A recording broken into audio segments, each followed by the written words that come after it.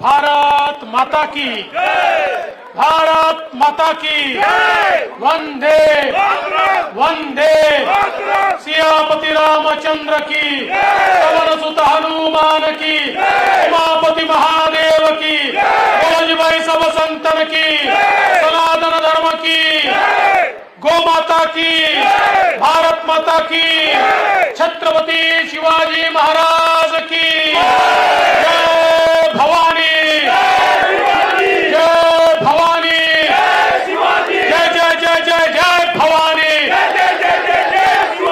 जय जय जय जय जय शिवाजी,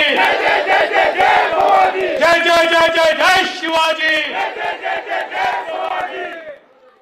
अमित भाई, वेजलपुर में दम है भैया।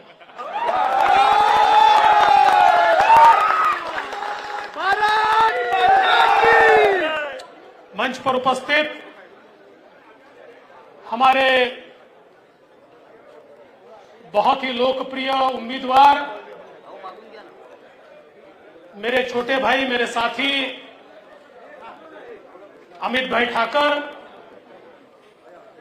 मंच पर उपस्थित हमारे सुनील जी बराना, हमारे मीर जी कोटेचा, हमारे विपिन भाई सिक्का, हमारे अतुल भाई मिश्रा, नरेंद्र सिंह पुरोहित, विपुल भाई पायघोड़े, हमारे संदीप दवे जी, सभी मंचासीन महानुभाव और उपस्थित सभी बहनों और भाइयों, मला असं समजलं की इथे महाराष्ट्रातलेही काही लोक आहेत आणि असंही समजलं की स्वराज्याची राजधानी असलेल्या रायगडचे लोक देखील या ठिकाणी आहेत। त्यामुळे त्या सगळ्यांना मी नमन करतो आणि महाराष्ट्राच्या वतीने खूप खूप शुभेच्छा देतो। दोस्तों, अब ये बात बहुत स्पष्ट हो चुकी है कि भारतीय जनता पार्टी गुजरात में एक बहुत बड़े विजय की ओर अग्रसर हो रही है और कांग्रेस को एक बहुत बड़ी हार मिलने वाली है। और ये मैं क्यों कह रहा हूं, आप आज तक का इतिहास देखिए, जब जब कांग्रेस हारने लगती है, जब जब मोदी जी के विकास के मॉडल के खिलाफ उनके पास कोई योजना नहीं होती, कोई नीति नहीं होती, कोई नेता नहीं होता, तो फिर कांग्रेसी क्या शुरू करते हैं, मोदी जी को गाली देना शुरू करते हैं। और फिर एक बार वही नीति कांग्रेस ने शुरू कर दी जब कांग्रेस को अपनी हार देखने को मिलने लगी और जब उनके ध्यान में आया कि अब भारतीय जनता पार्टी एक अप्रत्याशित विजय की ओर जा रही है, तो कांग्रेस के अध्यक्ष मोदी जी की तुलना रावण से करते हैं। अरे शर्म करो भाई, शर्म करो। ये कितनी बड़ी विडंबना है कि जिन्होंने राम जी के होने पर ही संदेह व्यक्त किया, जो पार्टी ये कहती थी कि क्या सच में राम पैदा हुए, जो पार्टी ये कहती थी कि क्या सबूत है कि राम जी पैदा हुए, वो पार्टी का अध्यक्ष किसके खिलाफ बोल रहा है, उस व्यक्ति के खिलाफ जिसने 800 साल का कलंक धोकर रामलला का मंदिर अयोध्या में निर्माण करने की बात की और उसको शुरू किया। उस मोदी जी के खिलाफ आप रावण की बात करते हैं। मुझे बताइए, राम जी के अस्तित्व का सबूत रावण की टीम वाले मांगेंगे या राम की टीम वाले मांगेंगे? रावण की टीम वाले मांगेंगे ना।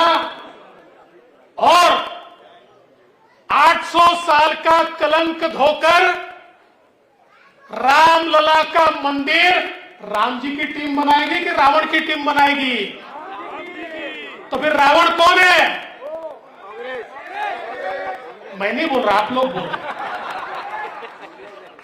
देखो, गुजरात के लोग बहुत होशियार हैं। जब देश स्वतंत्र हुआ उसी समय महात्मा गांधी जी ने कह दिया था कि अब कांग्रेस की आवश्यकता समाप्त हो गई, अब कांग्रेस को विसर्जित कर दो। लेकिन देश के लोग समझे नहीं, उन्होंने कांग्रेस को जीवित रखा। क्या परिणाम हुआ उसका? अनाचार, दुराचार, अत्याचार, भ्रष्टाचार। इस देश के अंदर इसकी मालिका उनको देखने को मिली। गरीबों को लूट लूट कर अपने खजाने भरने वाले नेता बढ़ते चले गए। लेकिन सबसे पहले गुजरात के लोगों के ध्यान में आया कि अरे भाई, गांधी जी कहते थे वो सच था, कांग्रेस को विसर्जित करना चाहिए। और 27 साल से आपने कांग्रेस का विसर्जन शुरू किया। और मेरा विश्वास है कि इस चुनाव के बाद गुजरात में कांग्रेस को पूरे तरीके से आप विसर्जित करके रहोगे।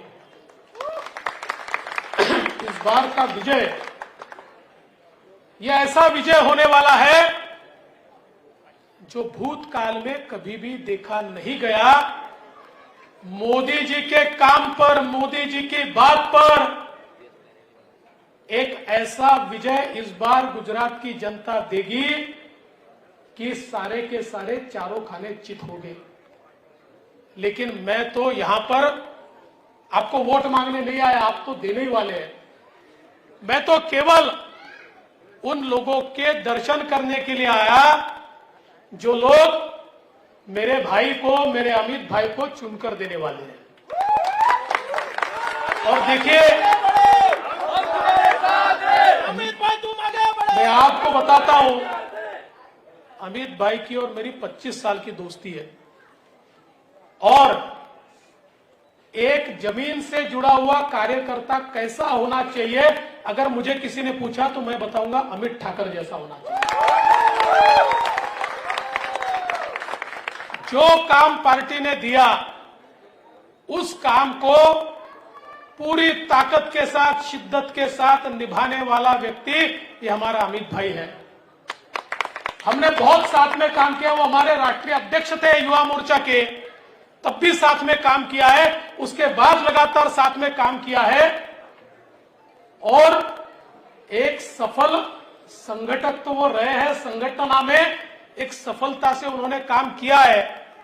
लेकिन अब एक नई पारी उनकी शुरू हो रही है और अब वो संगठन से सीधे विधानसभा में जाने वाले, धारा सभ्य बनने वाले हैं। और मैं आज आपको गारंटी से बोलता हूं, 5 साल बाद वापिस जब यहां आऊंगा तो गुजरात के जो 5 धारा सभ्य पहले होंगे उसमें हमारे अमित भाई का नाम होगा। क्योंकि ये उनकी क्षमता है। मैं आपको कह रहा हूं, बहुत नसीब से इतने अच्छे नेता मिलते हैं, आपको मिला है।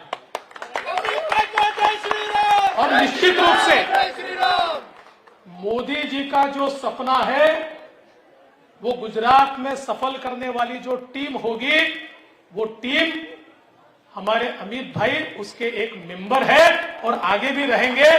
इसलिए मैं तो आपको ये निवेदन करने आया हूं कि भैया, आप जीता कर तो देने वाले हो, लेकिन एक रिकॉर्ड जीत दीजिए, एक ऐसी जीत दीजिए कि जो पूरे गुजरात के ध्यान में आए कि वेजलपुर वालों ने अमित भाई को वोट दिए तो ऐसे दनादन दिए, ऐसे दनादन दिए, ऐसे दनादन दिए कि एक रिकॉर्ड बना। और ये रिकॉर्ड आपको बनाना, बनाएंगे? हाथ ऊपर करके बोलिए, बनाएंगे? तो फिर मैं आपको कहता हूं, आप रिकॉर्ड बनाइए और उसके बाद अमित भाई की जीत का जो सत्कार होगा, आप नहीं भी बुलाएंगे तो मैं यहां पर आऊंगा और उनका विजय का जो सत्कार होगा उसमें मैं स्वयं आकर उनको हार पहनाऊंगा। आपकी ओर से मैं उनका स्वागत करूंगा। दोस्तों, आज ज्यादा लंबा भाषण देना नहीं है, अभी 2-3 जगह और भी जाना है, लेकिन इतना ही कहता हूं, हम सारे खुशनसीब हैं कि मोदी जी जैसा नेता हमको मिला। आज जिस प्रकार से देश की दशा और दिशा दोनों मोदी जी ने बदली है, आज लगातार पिछले 6, 7, 8 सालों से दुनिया के सर्वाधिक लोकप्रिय नेता के रूप में मोदी जी को देखा जाता है। और जिस प्रकार से दुनिया में मोदी जी ने भारत की साख बनाई है, हम सबने देखा।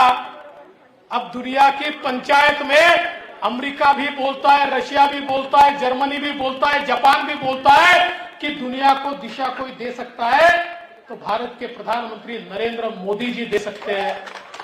तो ऐसा एक देव दुर्लभ इस प्रकार का नेता हमें जब प्राप्त हुआ है, तो गुजरात का भी एक फर्ज बनता है कि उसके पीछे चट्टान की तरह गुजरात खड़ा हो। और मेरा विश्वास है, बिल्कुल आपने जो भी किया है, ये भी विक्ट्री का एक ऐसा भी होगा कि सारे रिकॉर्ड टूटेंगे और एक नई सरकार, रिकॉर्ड तोड़ सरकार यहां पर बनेगी।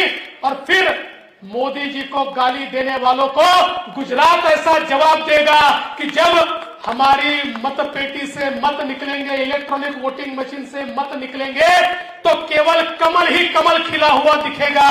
इतना ही मैं आपसे निवेदन करता हूं। फिर एक बार अमित भाई को बहुत बहुत शुभकामनाएं देता हूं और अपने शब्दों को विराम देता हूं। जय हिंद, जय भारत।